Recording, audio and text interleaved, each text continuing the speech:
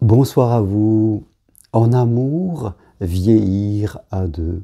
N'est-ce pas magnifique que de traverser la vie, d'arriver à l'automne de son histoire, de l'automne de son existence, et puis de le faire main dans la main ensemble. Je crois que c'est quelque chose de vraiment superbe, de vraiment magnifique, d'avoir cette grandeur d'être ensemble, de se tenir à la main pour aller dans l'automne, dans le coucher du soleil de notre vie, et de le faire ensemble. Moi j'ai 63 ans au jour d'aujourd'hui, et je suis content d'être avec mon épouse depuis 17 ans, et on vieillit ensemble. On voit nos enfants grandir, les petits-enfants arriver. J'accompagne en ce moment mes parents qui approchent les 90 ans et qui sont ensemble.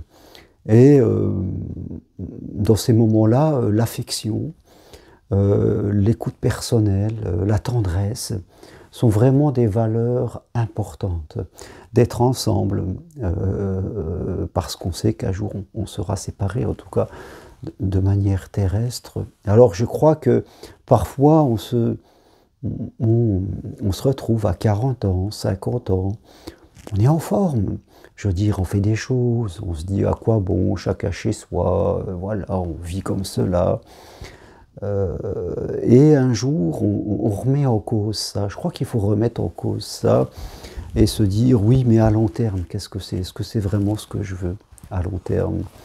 Je sais que quand ma seconde épouse est décédée, vous voyez, eh bien, je me suis retrouvé seul et j'ai pris des habitudes.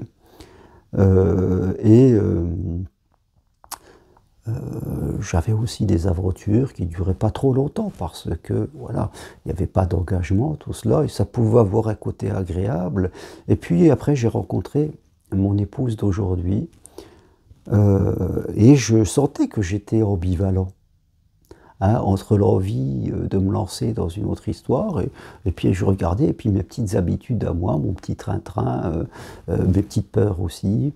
Ah oui, à la fin j'ai dit non, je ne dois pas écouter mon ego, je ne dois pas écouter mon moi faible, mon moi égocentrique, qui pense à moi comme mes petits trucs à moi personnels. Non, je ne dois pas écouter cette partie de moi, parce qu'elle m'emmène sur une voie sans issue, même si elle paraît fleurie, même si elle paraît jolie, une voie sans issue est une voie sans issue. Et donc j'ai décidé vraiment l'engagement avec ma femme d'aujourd'hui. Ce n'était pas évident, parce que j'avais 2 enfants, elle avait 2 enfants, il fallait bousculer un peu nos habitudes, mais quand 2 personnes décident de faire ça et qu'elles y mettent tout leur cœur, eh bien les choses se font. C'est une question de cœur, je vais vous dire. Est-ce que vous avez le cœur assez grand pour modifier vos habitudes et en construire des nouvelles encore mieux que celles que vous avez? Vous voyez, regardez, si vous êtes célibataire, veuve, divorcé, ne vous enfermez pas dans ces habitudes-là, faites attention. Ne voyez pas la vie à court terme, parce qu'à un moment, vous aurez la facture. Je dirais quelque part, mettez toujours, voilà, l'amour au centre de votre existence. N'écoutez pas votre ego, n'écoutez pas votre mental, ne regardez pas vos habitudes. Des habitudes, on nous reconstruit. N'écoutez pas vos blessures, ne regardez pas que votre passé. Cherchez à progresser, cherchez à vous ouvrir, à évoluer. Et là, vous verrez que les choses se feront naturellement et vous allez attirer à vous quelqu'un avec qui vous allez vieillir. Je suis là pour vous accompagner sur ce chemin, je dirais, qui est un chemin simple, qui est un chemin du cœur. Ne soyez pas dans le chemin du mental, c'est-à-dire de vos interprétations, de vos croyances, de votre passé. Non, ça, ce n'est pas le chemin à suivre. Soyez dans le chemin de l'amour, dans le chemin du cœur, dans le chemin de la confiance et de la foi. Élargissez votre cœur, ayez le cœur assez grand pour vivre ça, et vous verrez que les choses se font naturellement. Les gens qui vivent continuellement des problèmes, c'est qu'ils n'apprennent pas les leçons. C'est qu'ils restent toujours dans la voie du mental. dans la voie des habitudes, des sécurités. Ils ne font que répéter et à un moment, ils n'y vont plus. Ils disent que ça marche pas pour eux, mais ils refusent la progression. Ils la refusent.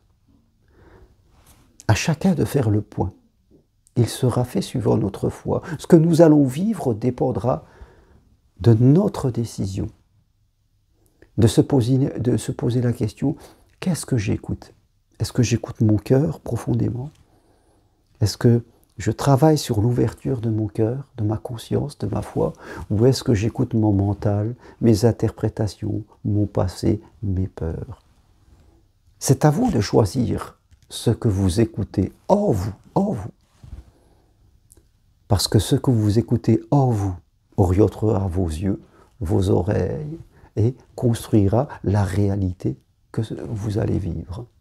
Tout ce qui se passe à l'extérieur de vous dépend du regard que vous avez et ça part du choix de qui vous voulez être et de ce que vous voulez vivre. Tout est là, je dirais. Donc, posez-vous cette question, regardez-vous dans une glace. Et si vous voulez aller plus loin, appelez-moi ensemble, on suivra mon programme, eh bien, vivre l'amour authentique. Et vous verrez que tout doucement, vous alliez y arriver, tout doucement. Parce que l'amour, c'est doux. L'amour, c'est pas brutal, je dirais. Le mental, c'est brutal, parce qu'il fixe des limites, il crée des émotions négatives, il crée de la peur, il crée de la crainte, de la culpabilité. Ça, c'est votre moi faible qui fait ça. Votre cœur ne crée jamais ces émotions. Alors, voilà, réfléchissez à ça. Écrivez-moi, mettez des commentaires.